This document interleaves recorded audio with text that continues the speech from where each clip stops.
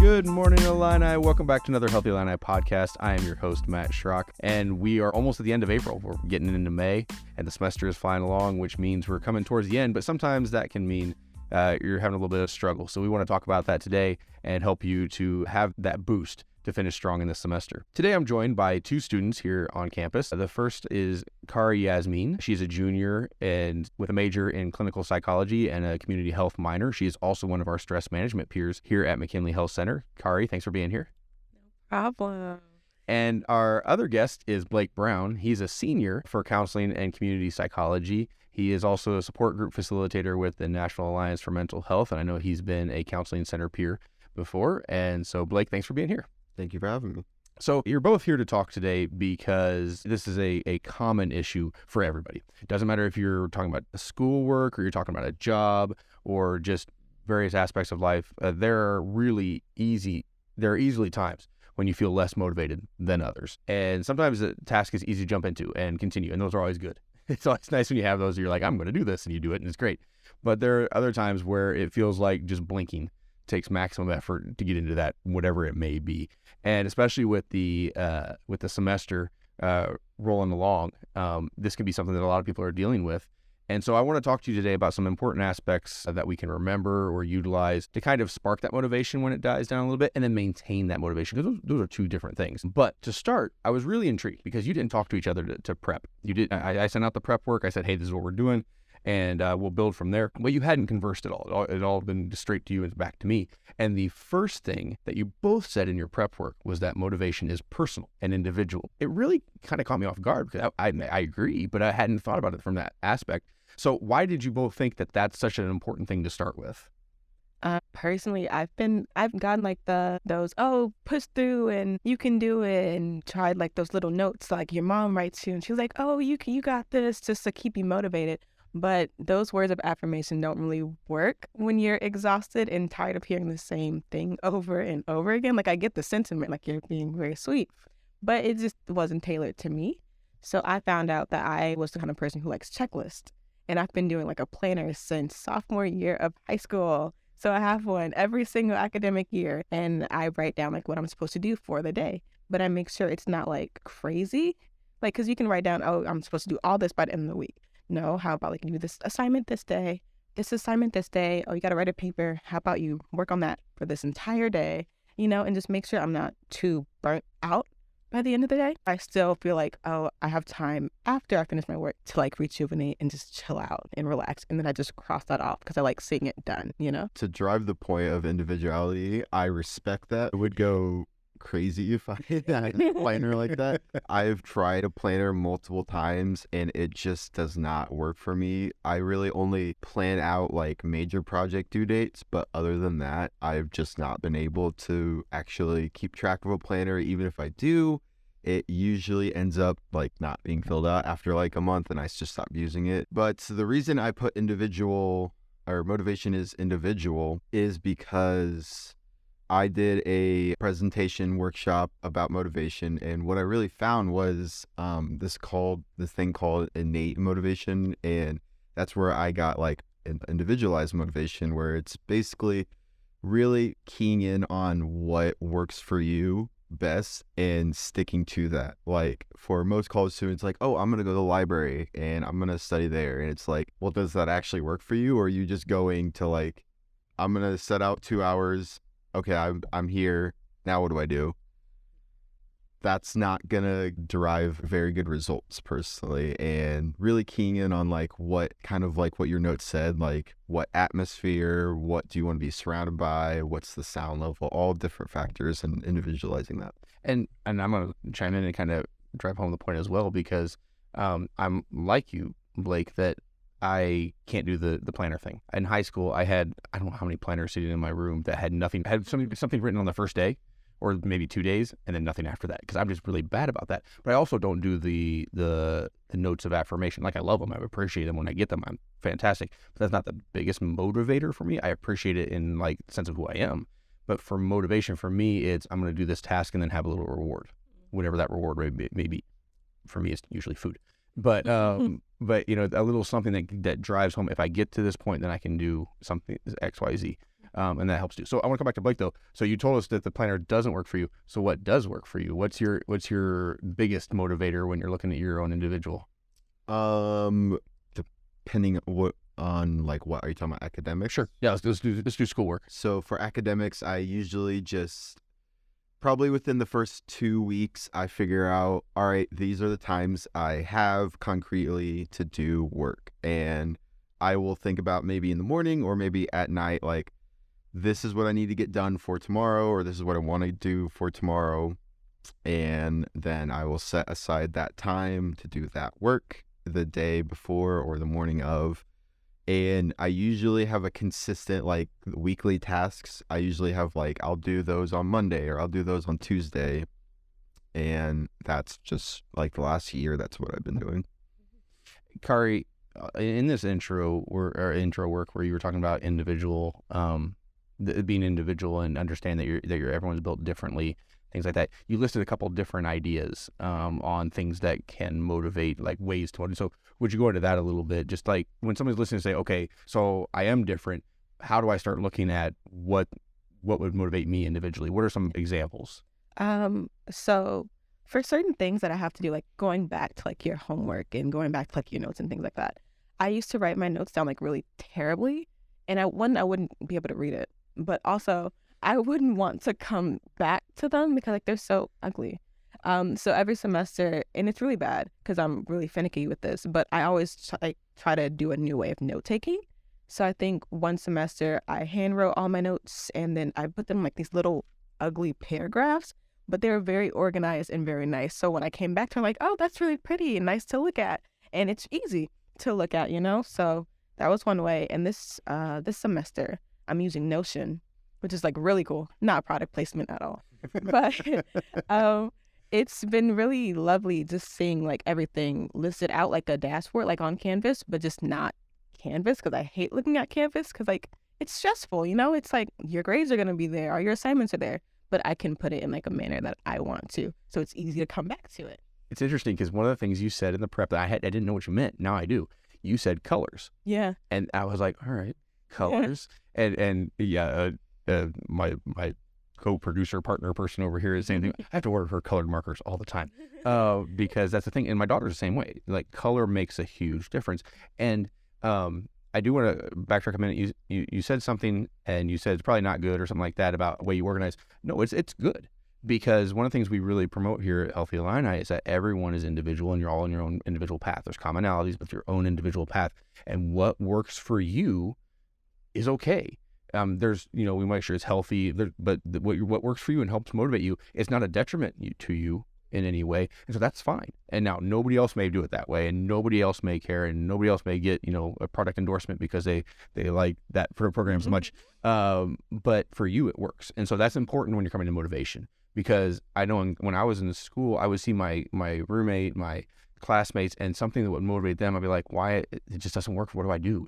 That doesn't do it for me. So I had to find my own, and that's okay. We could spend forever on that topic alone, and it is a quick 15, 20-minute podcast we try and stick to. So I do want to move forward a little bit, but those are all great starting points of what works for me. Now, the next thing that's really important is taking that knowledge, because just because I know something about myself, that's a starting point. But if I never do anything with it, it's not gonna help. It's just like if I know how to cook all the food in the world, if I'm a great cook and I know what food I need and I know how to eat and I know all these things, but I never actually make food or feed myself, I'm not going to be in a very good shape.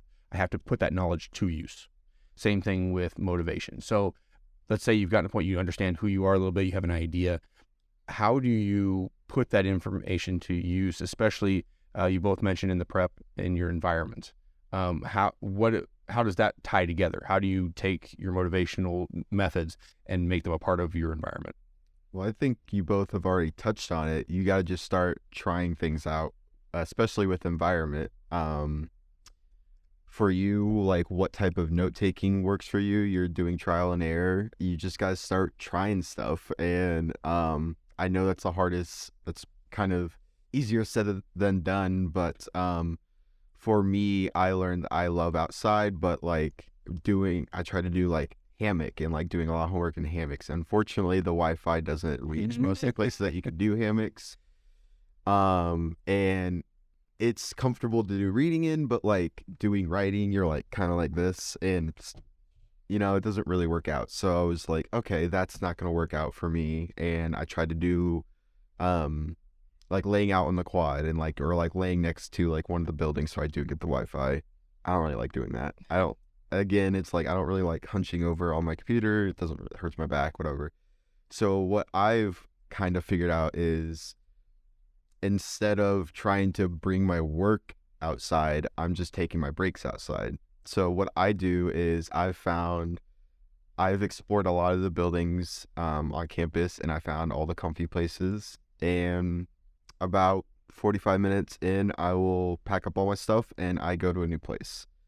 Like last Tuesday, I had like a 5-hour window, and I'm like, I'm going to get this project done. And from start to finish, and every single break, I'm going to move somewhere else. I think I went to like 6 different places, and I just kept walking because I'm a huge hiker too. So like that's bringing that out into me. And it's just a really good refresher to get it off my mind, because honestly, the project I'm doing, not really interested in doing it, just doing it for a grade, but I got it all the way done in that 5-hour time span. And yeah, it was able to work out for me. I love that, because one, it works for you, but also it's not what quote unquote traditionally would come to mind when you say studying, and that's okay. I love that aspect, because it is different and it is individual to you, and it wouldn't work for everybody. It might work for some people, but that's fantastic. Okay, Kari, we're gonna come to you. Same kind of question. Like, how do you implement it into the environment around you? Funny enough, I can't stand being outside. I like, it's nice and all, but I don't like the bugs. So when there's bugs on me, I can't. And I also hate studying on the quad, because it's the quad. You want to like relax and see people play frisbee and all that. So for me, I have to like be inside and be somewhere that's like quiet and focusy. Because also, I romanticize damn near every aspect of my life.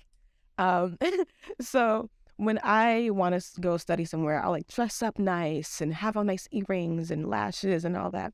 And I'll bring my like little tote bag of notebooks and my laptop, and I'll go sit at like the Funk Library or Granger in like the quiet room, or at Cafe Paradiso, and I'll sit there and I'll be like, ooh, I'm like a college girl.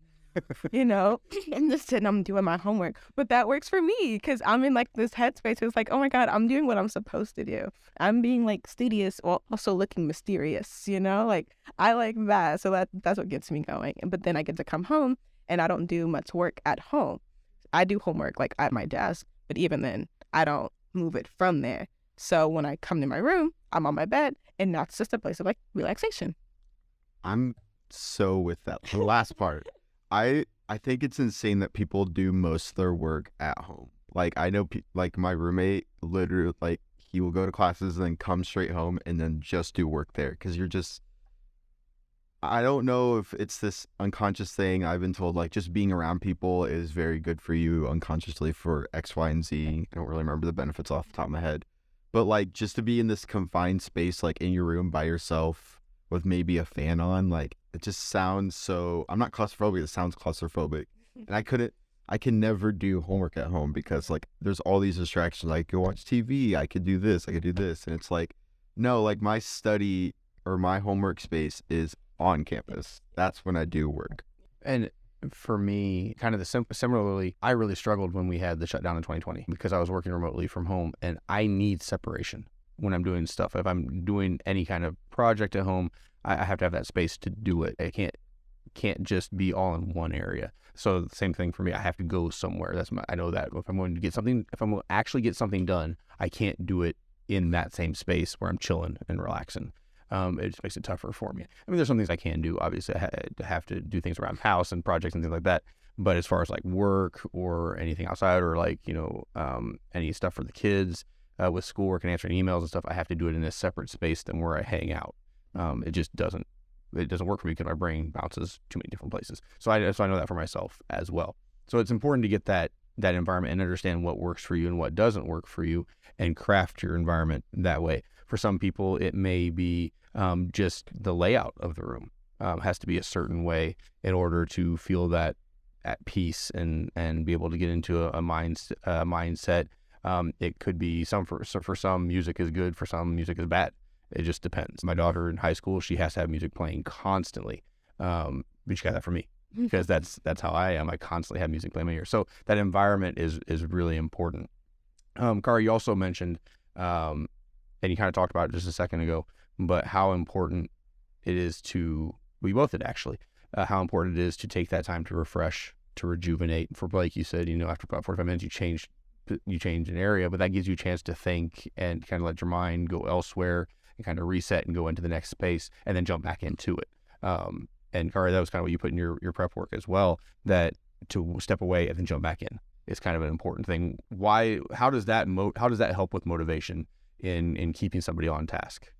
It helps me feel like I'm not in like this continuous cycle of work, because that gets draining. Like at this point in our lives, our title is student. And all we do is study and do assignments and essays and projects back to back to back. And we have 8 semesters of it. And for a lot of us, even more, because we all came from like kindergarten or like preschool or something. So we've been in school our entire lives. It's nice to just like step back and like be able to step out of being a student for a second. Because then when you get back to it, it's like, oh, this is fresh. This is new. This isn't what I've been doing since I was born, Yeah, and I would, to kind of go off of that, we aren't just students, though. I would say this is a huge time for us to explore who we are, and I'm assuming you're in the same boat where I am involved with a lot of different things, and instead of just being focused on school, on those 15-minute walks, I let my mind go wherever it wants to go. If I want to think about the traveling I'm going to be doing this summer, I let it do that. If I want to think about the things I'm involved in on campus, I'm allowed to think about that. It's just a time to refresh and restart. I'm actually doing a research project on art. It's attention restoration therapy, where we have a limited amount of attention and everybody's different, and we need that time to just let our minds wander, and then that allows us to refresh that limited amount of attention capacity. We've been talking about some pretty big ideas as far as like motivation and general ideas and things like that, which are all good because, like Carly said, for you at your ages, you've been doing school since you pretty much remember, and you've been going through it, and it's a long term, and that motivation can be tough. And we've talked about, ways to maintain motivation over the long term, things like that. But very specifically, I want to drill down because we're at the end of April.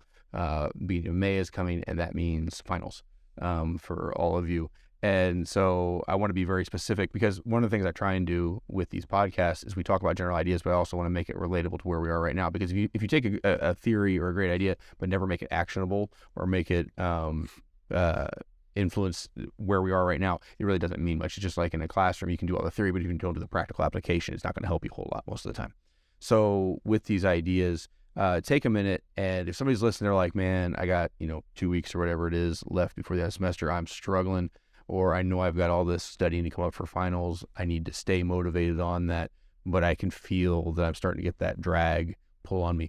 What do you suggest to help have some very pretty much specific ideas on how to stay motivated going into finals and end of semester and finishing strong? Take it in pieces. Like don't try to pull all-nighters. That'll burn you out even quicker. Don't try to hammer in all the stuff you need before the exam. Like, you don't need to do that. Like, it's good to do that, because then you'll get all the information. But remember, you're only human. You're not a robot. You can't consistently do the same thing over and over and over again. Step back for a second, Take time to be with friends and do other things besides just studying. Make sure you are still, even though it is finals week, still being able to be versatile in what you're doing. Like, I'm gonna make sure, like, I have like dinners planned with friends and stuff like that. I don't know if you want to get into it now, but like having like an overall knowledge of where you're wanting to go. I actually really want to do like maybe like a TED Talk or do presentations about what is your why, and like have that in the back of your mind of like, why are you doing this? Why are you at this current moment of struggling through finals? Oh, well, it's because it's a career goal and I want to be able to do something after college. And keeping that in mind, that's a great way to stay motivated, because you do need to, when you're in the trenches of the day-to-day of I don't see the tunnel, I don't see the path, I see this assignment. That can be tough, and that's good to maintain. But stepping back just a moment, you both mentioned, hanging out with friends, just taking it in pieces. It comes back to time management, really, and being intentional in that time management. That makes a huge part. And then you can, this is great, because you can tie in the things you talk about, your motivation, like in your time management. Okay, I'm going to set aside this many hours, but I'm going to have 45 minutes. I'm going to walk somewhere else, like Blake said, or I'm going to have a little reward at the end, or I'm going to have some time to relax and refresh. That all fits into this idea. And so that's really important going into finals and trying to make sure that you're prepared for everything, good nutrition, good sleep, all these things. Make sure that you're maintaining them as you're heading in, which will help with your motivation. Last thing I want to touch on, and I feel like it's gone so fast, but the last thing I want to touch on that you said in your prep that I think is really important is simply be kind to yourself. When you're talking about motivation, when you're talking about where you're at, be kind to yourself. Can you expand on that a little bit? Like, just what do you mean by be kind to yourself, and why is that such a key? For me, okay, so when I was younger, every Saturday, my mom would have me up at like 9 or 10 o'clock. And she would like bang on my door, like, Kari, wake up, be productive. And so I would force myself to get up and start doing something, even if it wasn't like homework, like read something or clean something or something like that. And then the more I got to college, the more I stopped doing that.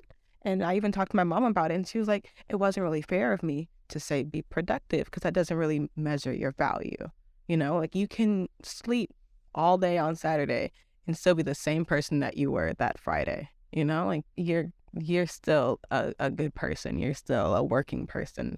Just because you took a break doesn't mean you wasted time. It doesn't mean you wasted time. It's not a waste of time. Yeah. I think knowing yourself and like do personal check-ins kind of goes along with that. Like this isn't motivation, but I do personal checks. I'm more of an introvert, and some days, like yesterday, I'm just like, I don't want to like talk to people, and I just knew that myself, I was just gonna stay home and just have a little relaxed night instead of going out. But just knowing yourself enough that it's time to take a break or be like, okay, I've done enough. Like, I think in college, there's always that aspect of, I could do more. And that is constant throughout college. Like, you may get done with the assignment, but you could think, oh, I could also study for this, or I could start this assignment. And it's like, no, the time management would be like, no, I've done what I wanted to do today. I'm going to go do my reward, or I'm going to go do whatever the reward is for you. Like for you said food. For me, it would be, I would want to do a hike or something, and then whatever reward would be for you. Well, and you said it's not really motivation, but it is, because the flip side of motivation is often, it's not exact parallel, but the flip side is often burnout, when you're just like, I was tired, I don't want to do this. But if you understand who you are and how your own makeup is, and like you said, you're an introvert, you need that space, you need that time. And if you don't take that time, it's going to be a whole lot harder to get motivated in something else, because you're not energetic, you're not feeling yourself, you're feeling, all the stress, the anxiety of not being you. And so it plays a part into motivation. That's really, it's something that we don't often think it would, but it does. Understanding who you are plays a huge part of that motivation, because when you are comfortable with who you are, and you understand who you are, and you understand what you're doing and why you're doing all these things, it's a whole lot easier to get motivated about the things around you, because you understand how that fits into who you are, as opposed to, I'm just doing it because. And then when you just do it because, like, be productive. Why am I being productive? Then after a while, it's like, I'm so tired of trying to be productive. I don't even know why. So it does play a huge part into that. So that's actually a really good point to bring. Yeah. Like, I mean, I think we've all kind of touched on it, taking care of yourself in whatever aspect. It's not just eating healthy and exercising and getting sleep. It's also, I guess, who are you, like kind of what you said, like who are you as a person, and like knowing what you need in a moment or in a day really helps put a baseline for like, I'm actually feeling good today. And it's really hard to stay motivated when you're not feeling good today, Yes, so much. Okay, before we close, I do want to make sure that we throw in some resources here. So let's say somebody's listening and they're like, man, that's me, or yeah, that's a good idea. I really want to explore some of that more. I want to find out more, but they don't know where to start. You're both involved in various groups on campus. What are some of the groups that can help with this? What are some resources that you know of that if students are looking for? And we'll put all these in the bio. So, we'll have them there. If you need to click on it or you need to look back, don't feel like you have to scribble real fast listening. We'll have them there. But what are some of the resources that you would offer up? Stress management peers. We're great. We have like a whole bunch of little mindful Mondays where you can just come in and, relax. We had oh my gosh, I'm getting off topic, but we had something that was great the other day. And it was like a little yoga session, basically. We have like all these like little events that we have like at the Arc or somewhere else where it's just teaching you how to like relax or things to do. Like we made little stress balls at one event. We made bracelets at another. It's just like, they're childish things. We made stress balls with flour. Right? How does that work? But it's still fun in the moment, and then it'll help you long term. So we're just teaching you how to be in the moment, but also take care of yourself in the long run, in the future. How would somebody find out about how would somebody contact Stress Management Peers or find out your schedule? We have a Instagram page, SMP UIUC. Yeah. Yeah, that link will be in the bio as well, but be sure to check that out. Blake, what would you suggest? We have kind of the similar thing with NAMI on campus. NAMI at UIUC. We have every other Tuesday we meet up. We usually have like this last Tuesday we had little canvas paintings. We just took an hour to just do a little painting and just hanging out with calm water running throughout it, just to kind of take a relaxing hour. And I'm not on social media, so I don't know how to plug these things. It's NAMI on campus we have Instagram and Twitter. I know we have an Instagram, that's for sure. Before we go on, explain what NAMI is, just real quick, real bullet. NAMI is a National Alliance for Mental Illness. It does a lot of different things, but basically for the on-campus section, it's basically to give resources about mental illness, if you are struggling, or professional development, or just right now what we're doing is relaxing hours to do painting or do like writing or whatever we would like. And if you're listening also, if you're a student on campus especially, check out wellness.illinois.edu. That's the website that has been designated to help with all sorts of health and wellness type things. That's a great place to start. It has contact information, has a lot of things that you can implement into your own life, but that's a great place to start as well. And so as you can hear, there's lots of resources on campus, lots of opportunity. You always contact the counseling center, you can always contact McKinley, especially the health education department, and talk about stress management. And there's just a lot of options here to help continue that conversation and to help you find what motivates you and what the tools that will help figure out what motivates you. This has been fantastic. I really appreciate you both being here. This has been a really good conversation, honestly. So Kari and Blake, thank you so much for taking time with us today. Thank you for having us. We are coming into the end of the semester, and sometimes the semester can feel like it's gone quickly, and sometimes it feels like it's never ending and it's just a grind. Wherever you may be, motivation may be something that you're struggling with or just thinking about as finals are looming. And we want to help. We want to help you figure out what works for you, what will get you to the finish line strong. And so if you have questions, if you have comments, if you're uncertain of anything, please reach out to the resources in our bio. By all means, contact us here at Healthy Illini. I would love to talk to you and have a conversation more about it, find out what you liked, what you didn't like, and suggestions you have. We want feedback, so please feel free to reach out to anyone. Because where you're at matters, and your motivation is important to us to help you do the best you can do this semester. So thank you for joining us today. You're on a personal journey no matter where you are in it. You are important and you matter. Your health and wellness are important and matter. And we're here to keep you well to excel. So go have a great week, Illini. Let us know how you're doing, and we'll catch you next time on Healthy Illini.